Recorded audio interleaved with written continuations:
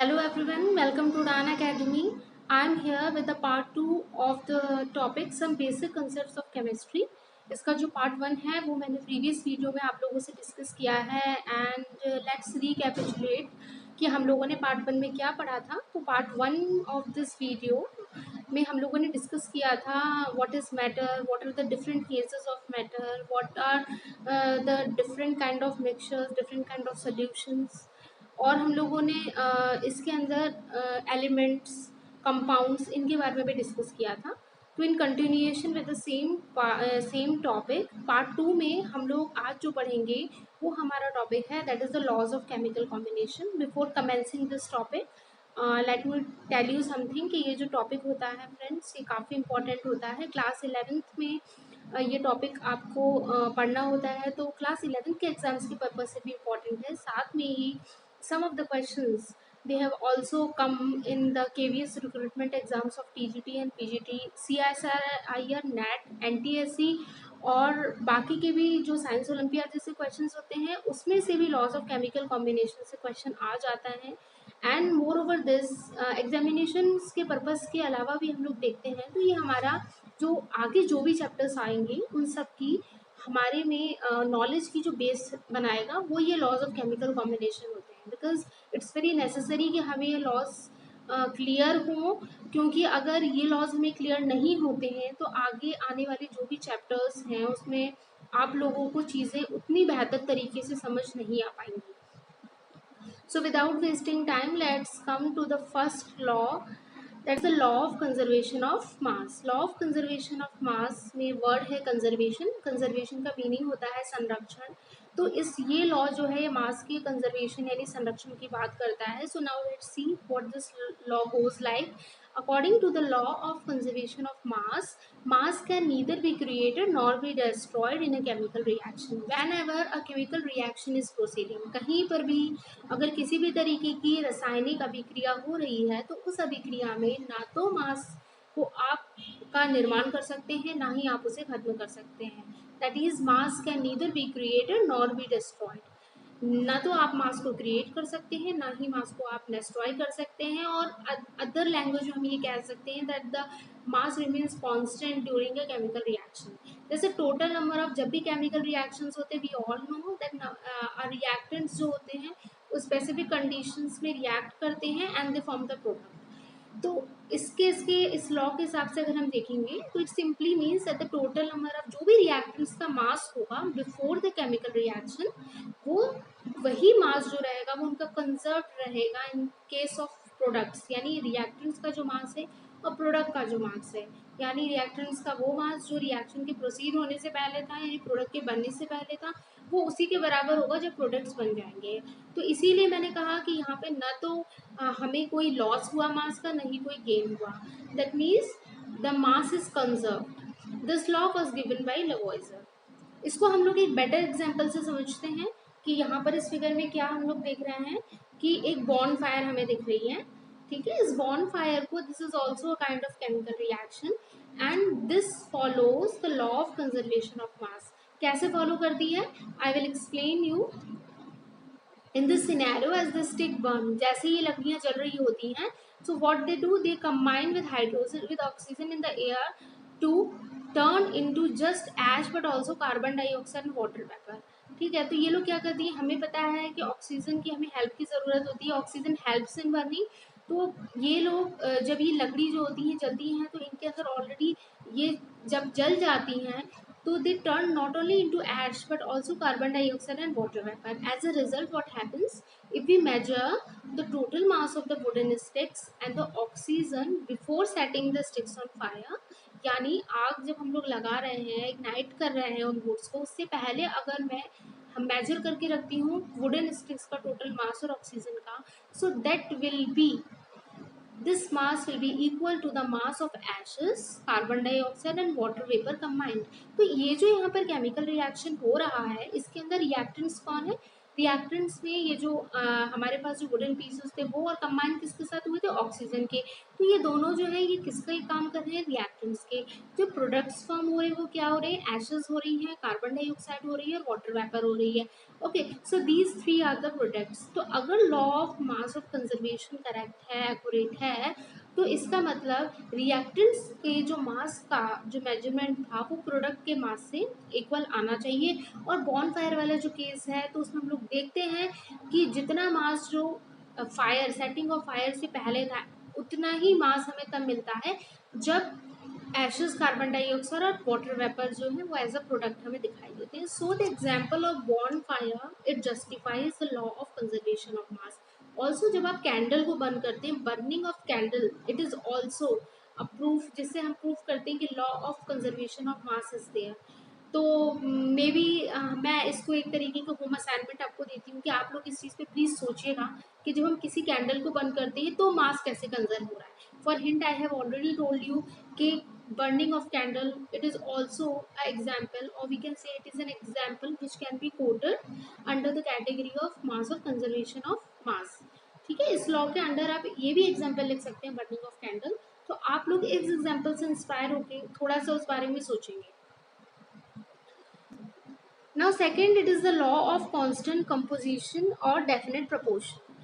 जो सेकेंड है that is the law of constant composition और definite proportion, and this law it was given by J Proust. ठीक है, जे Proust नाम के एक साइंटिस्ट थे, उन्होंने ये लॉ दिया था। And what this law says, according to this law a sample of pure compound always consists of same elements combined in same proportions by mass whatever be its source। अगर कोई भी pure compound का sample हमारे पास है, ठीक है, तो वो क्या होता है, उसके अंदर उन्हीं सेम एलिमेंट्स जो होते हैं वो सेम प्रपोर्शन में कंबाइन होते हैं मास के हिसाब से, what ever be it source, कोई भी सोर्स हो। ठीक है, बट वो जो एलिमेंट्स होंगे, ठीक है, वो उसी सेम प्रपोर्शन बाई मास में होंगे। उससे कोई भी फर्क नहीं पड़ता कि हमें वो कंपाउंड किस सोर्स से प्राप्त हो रहा है, किस सोर्स से we are getting the compound from which kind of source, this doesn't matter. इसको एग्जाम्पल के थ्रू हम लोग समझते हैं। तो atoms combine in whole number ratio, ठीक है, so the proportion by mass it will always be the same. ये एक दूसरी लैंग्वेज में मैंने आपको डिफाइन किया है, जैसे H2O it is a chemical formula of water, it is always made up of 2 atoms of hydrogen and 1 atom of oxygen. ये हमें मालूम है H2O में 2 एटम हाइड्रोजन के होते हैं, एक और एटम आपका ऑक्सीजन का होता है। तो ये लोग हमेशा ही H2O 2 एटम हाइड्रोजन और 1 एटम ऑफ ऑक्सीजन से बना रहता है। The mass ratio of oxygen to H in water is always 16:2। और अगर आप इसको फाइनली देखते हैं दूसरी तरीके से तो 8:1। दोनों का मतलब एक ही है कि अगर हम लोग ऑक्सीजन का हाइड्रोजन के हिसाब से मास रेशियो लेते हैं तो वो 16:2, और सिंप्लीफाई करते हैं तो 8:1 होगा। Constant composition implies constant properties also, जैसे water always boiled at 100 degree Celsius and it freezes at 0 degree Celsius. This is very important. जो कांस्टेंट कंपोजिशन होता है इसी वजह से पानी कहीं का भी हो, what I told you in the previous, जो इसकी डेफिनेशन मैंने बोला था ना कि द सोर्स डजेंट मैटर। आप किसी लेक का वाटर ले लें, आप अपने घर का पानी ले लें, आप कहीं का टैप वाटर ले लें, किसी भी तरीके का पानी, that should be water, I am just talking. तो वो पानी को आप जब भी कहीं गर्म करेंगे, you will heat it, then it will start boiling at 100 degree Celsius. तो ये बिल्कुल भी डिपेंड नहीं कर रहा है कि भी किस सोर्स से वाटर को लिया है, इट विल ही boil at 100 degree Celsius and it will freeze at 0 degree Celsius. So this was all about जो सेकेंड लॉ हम लोगों ने डिस्कस किया। Now let's come to the third law, that is the law of multiple proportions. This law it was propounded by John Dalton, and according to this law, if an element forms more than one compound with another element for a given mass of an element, masses of other elements are in the ratio of small whole numbers। कोई भी element अगर एक से ज़्यादा compound बनाता है, किसके साथ, किसी दूसरे एलिमेंट के साथ, ठीक है, for a given mass of an element, जो मासेस होते हैं अदर एलिमेंट्स के, they are in the ratio of small whole numbers. For examples समझते हैं इसको, अमोनिया यानी NH3 के केस में और हाइड्राजीन यानी N2H2, chemical formula of ammonia is NH3 और हाइड्राजीन का होता है N2H2। तो दोनों के अंदर ही नाइट्रोजन है, दोनों के अंदर ही हाइड्रोजन है। Okay, the ratio of masses of hydrogen for the same mass of nitrogen यानी 14 के लिए 3:2 होगा। ये डिपेक्ट कर रहा है लॉ ऑफ मल्टीपल प्रोपोर्शन, यानी हाइड्रोजन का मॉलिक्यूल लेंगे तो उसके अंदर क्या है N2H2, दो मॉलिक्यूल नाइट्रोजन के, दो मॉलिक्यूल हाइड्रोजन के। जब आप NH3 यानी अमोनिया का केस लेते हैं तो एक एटम आपका हाइड्रोजन का, एक एटम आपका नाइट्रोजन का है और 3 एटम आपके हाइड्रोजन के। तो उस केस में जब आप देखेंगे तो ratio of masses of hydrogen for the same mass of nitrogen is 3:2. Now the law of reciprocal proportion. This law it was given by Richard when two elements combine separately with a fixed mass of a third element. यानी हमारे पास दो element हैं और वो separately यानी अलग अलग तरीके से एक फिक्स्ड मास गिवन है थर्ड एलिमेंट का, उसके साथ कंबाइन होते हैं, then the ratio of their masses in which they do so is either same or some whole number multiple of the ratio in which they combine with each other. This is the law of reciprocal proportions. इसको हम लोग समझते हैं। यहाँ पर आपको दिया हुआ है P जो है PH और Cl, ये तीन हमारे पास यहाँ पर फॉस्फोरस है, हाइड्रोजन है, क्लोरीन है, 3 एलिमेंट्स है। और देखिए इन्होंने पीएच ने कंबाइन होकर PH3 बना रहे हैं, HCl कंबाइन होकर H हाइड्रोक्लोरिक HCl बना रहे हैं, PCl मिलकर PCl3 बना रहे हैं। तो दैट मीन्स ये अलग अलग सेपरेटली क्या हो रहे हैं, सेपरेटली जुड़कर एक किसी तीसरे कंपाउंड का फॉर्मेशन कर रहे हैं। तो अगर हम लोग यहाँ पर देखते हैं तो देखिए कंपाउंड इन्होंने कौन से बनाए, PH3 बनाया और PCl3 बनाया। कंबाइनिंग एलिमेंट्स कौन से हैं, PH3 में फॉस्फोरस और हाइड्रोजन है और PCl3 में कौन है, फॉस्फोरस है, क्लोरीन है। तो इनके कंबाइनिंग वेट्स देखिए आप लोग, यहाँ पर भी 31 है और इसमें भी 31 है। वही चीज हुई कि या तो उनके कंबाइनिंग वेट सेम होंगे या फिर वो किसी के multiple of some whole number होंगे। तो ये है law of reciprocal proportions that was propounded by Richard. Next comes the law of combining volumes or law of definite proportions by volume. This law it was given by Gay-Lussac, इसे Gay-Lussac's law भी कहा जाता है। The volume of gaseous reactants and products on a large number of chemical reactions, they bear a simple ratio provided volumes are measured at the same temperature and pressure. Gay-Lussac के law के हिसाब से अगर कोई भी chemical reaction हो रही है जिसमें सबसे इम्पॉर्टेंट है कि रिएक्टेंट्स जो हैं वो आपके गैशियस हैं, तो जो गैशियस रिएक्टेंट्स का वॉल्यूम है, ठीक है, और जो प्रोडक्ट्स हैं केमिकल रिएक्शन के जो प्रोडक्ट्स बन रहे हैं उस पर्टिकुलर रिएक्टेंट्स के रिएक्शन के बाद में, वो एक सिंपल रेशियो उनका होता है जिसके अंदर एक कंडीशन होती है कि टेम्परेचर और प्रेशर सेम होना चाहिए, है ना। तो एक रिलेशन होता है उनके वॉल्यूम के बीच में। The volume of gaseous reactants and products on large number of chemical reactions they bear a simple ratio provided volumes are measured at the same temperature and pressure. Condition ये है यहाँ पर कि जो आपका टेम्परेचर और प्रेशर होता है इट शुड बी सेम जब हम लोग वॉल्यूम्स को मेजर कर रहे हैं। And the next one and the last one that is the Avogadro law. Avogadro law के हिसाब से at constant temperature and pressure for a given mass of ideal gas the volume of the gas is proportional to the number of moles of the gas. Ideal gas के बारे में एक अलग तरीके की एक अलग ही वीडियो में लूँगी जहाँ पर मैं बताऊँगी, बिकॉज आइडियल गैस का कॉन्सेप्ट जो है वो काफ़ी ज़्यादा हमें डिटेल में पढ़ना होता है। एक ideal gas, non ideal gas, routes law, तो ये सारी चीज़ें जो है ये आगे आने वाली वीडियोस में मैं कवर करूँगी। टिल दैन इस लॉ के हिसाब से कांस्टेंट टेम्परेचर और प्रेशर पे for a given mass of ideal gas the volume of the gas is proportional to the number of mole, जिसे हम लोग डिनोट कर सकते हैं V is directly proportional to N। तो V यहाँ पर किसको रेफर कर रहा है, to the volume of gas, and N किसको रेफर कर रहा है, to the number of moles in a gas. यहाँ पर हम लोग देख सकते हैं, देखिए 3 तरीके की आपको मैंने कैसे, एक हीलियम ली है, एक ऑक्सीजन लिया है और एक आपकी नाइट्रोजन ली है। पहले जो ब्लू कलर का बलून दिख रहा है इसको मैंने फिल किया 1 मोल ऑफ हाइड्रोजन, ठीक है, 1 atm pressure. Second is 1 mole of oxygen, इसमें मैंने 1 atm प्रेशर, और अगेन यहाँ पर 1 मोल ऑफ नाइट्रोजन, इसमें 1 atm प्रेशर है। दैट मीन्स प्रेशर कांस्टेंट है, प्रेशर तीनों केसेस में सेम है। टेम्परेचर भी आप देखिए तीनों बैलून्स में 273 केल्विन मेंशन है, यानी हमारी दो कंडीशंस तो सेटिस्फाई है यहाँ पर। कि टेम्परेचर भी कांस्टेंट है और प्रेशर भी कांस्टेंट है। अब देखिए फर्स्ट बैलून की तरफ यानी ब्लू बैलून पे जब हम फोकस करते हैं तो what we see 1 mole of H2 it is equal to 4 gram of helium. Helium gas का 1 मोल का है, उसका हम लोग जब वो देख रहे हैं, उसका वेट देख रहे हैं एटॉमिक वेट, तो वो कितना हो रहा है 4 ग्राम ऑफ हीलियम। ऐसे ही ऑक्सीजन के लिए 32 ग्राम ऑफ ऑक्सीजन, और तीसरा है 1 मोल जो आपकी नाइट्रोजन है उसका 28 ग्राम ऑफ H2। तो ये जो इनका मोलर वैल्यू वॉल्यूम इनके थ्रू शो हुआ है।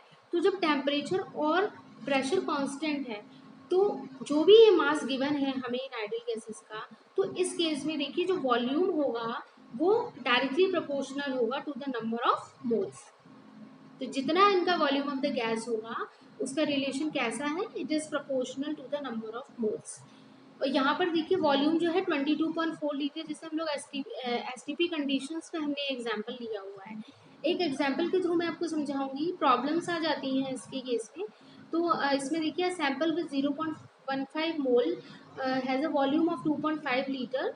तो इसके अंदर जो क्वेश्चन है that is what is the volume if the sample is increased to 0.55 moles. तो इस केस में जो फॉर्मूला हम लोगों ने लगाया है दैट इज, मैंने बताया था कि वॉल्यूम अगर कंडीशन सेटिस्फाई हो रही है, प्रेशर कांस्टेंट है, टेम्परेचर कांस्टेंट है, तो जो वॉल्यूम होता है of the given ideal gas it is directly proportional to the number of moles, जितना उसके अंदर number of moles of gas present है। तो इसके अंदर देखिए formula V is directly proportional to N, तो हम लोग लिख सकते हैं ना कि इसमें ये फॉर्मूला हम लोग लगा रहे हैं V1/N1 इक्वल टू V2/N2। तो यहाँ पर N1 की वैल्यू हमें दी हुई है 0.15 मोल ऑफ गैस, V1 की वैल्यू दी हुई है 2.5 लीटर, N2 की वैल्यू हमें दी हुई है 0.55 मोल, और हमें V2 करना है। तो इजीली इस फॉर्मूले पे रखकर हम लोग इस वैल्यू को कैलकुलेट कर सकते हैं। और जो सेकंड जो ये पूछ रहे हैं कि वॉल्यूम क्या होगा, ठीक है, तो वो वॉल्यूम जो हम लोग इसको कैलकुलेट करने के बाद V2 की वैल्यू इजीली कैलकुलेट कर सकते हैं। And from this diagram it comes to 9.2 litre.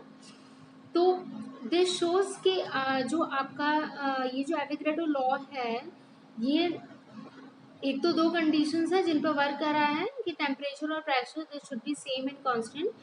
तो उस कंडीशन पर एवोगैड्रो लॉ वर्क कर रहा है। एवोगैड्रो लॉ बाकी लॉज की तरह ही इम्पोर्टेंट है, काफ़ी बार इसके कुछ क्वेश्चंस होते हैं, इसीलिए इट इज़ वेरी नेसेसरी कि आप जो भी लॉ पढ़ रहे हैं उसका आप एक तरीके का मैथमेटिकल इंटरप्रिटेशन याद रखें, डेरिवेशन। जैसे अगर हमें एवोगैड्रो लॉ में हमने देखा, तो अगर हमें पता है कि V is directly proportional to N, तो इजीली देखिए V1/N1 इक्वल टू V2/N2 से हम लोगों ने इजीली उस चीज़ को सॉल्व कर लिया है। तो इन लॉज को जब हम पढ़ रहे होते हैं तो इस चीज़ को भी we should keep in mind कि सम ऑफ द न्यूमेरिकल्स जो होते हैं वो भी इन लॉज से पूछे जा सकते हैं। तो all in all what I mean to say is that these laws they are very important. काफ़ी जो सारे लॉज हैं ये काफ़ी इंपॉर्टेंट होते हैं, और आई होप कि इन लॉज को आप लोगों ने काफ़ी अच्छे से समझा होगा जो भी मैंने आपको मटेरियल प्रोवाइड किया है। एंड आई होप फ्रेंड्स कि आपको ये वीडियो पसंद आई होगी। And with the topic of this law of conservation of mass and the Avogadro law and all the other kind of laws that I have mentioned in the video previous, I am just signing off. And if you have liked the video then please kindly subscribe to our channel. And in the next video we will come with a new concept, chemistry का एक नया concept है, उसके साथ मैं फिर आपसे मिलूंगी। until then be healthy, be safe, and thanks for watching.